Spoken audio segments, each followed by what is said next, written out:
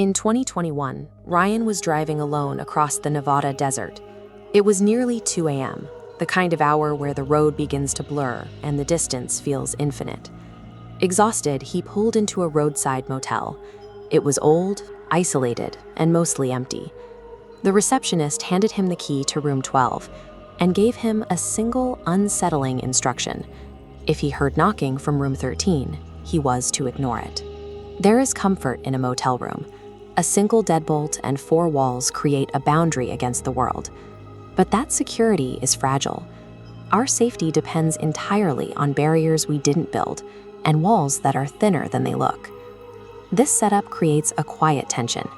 It isn't the desert outside that's frightening. It's the realization that the only thing protecting you is a layer of wood and plaster that's about to be tested. At 2:18 a.m., the barrier was tested. 3 slow knocks vibrated through the wall of room 13, followed by the sound of someone crying. The sound was right there, inches away. In a space this small, a threat feels like it's already on top of you. Ryan stood in the cold desert air. The crying stopped as he approached room 13. When the receptionist finally unlocked the door, there was nothing.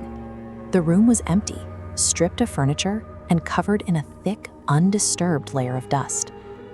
An empty room is more disturbing than a populated one. It suggests that the physical walls of the motel aren't just thin, they're irrelevant. The sounds Ryan heard shouldn't have been possible. Ryan tried to sleep, but at 3:04 a.m., the knocking started again. This time, it wasn't coming from the wall.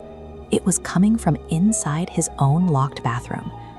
A woman's voice whispered from behind the door. "He let me out." Ryan didn't wait. He grabbed his keys and ran. The exterior locks had never been touched. The danger didn't break in. It simply manifested inside the one space Ryan thought was secure. Outside, room 13 was now wide open.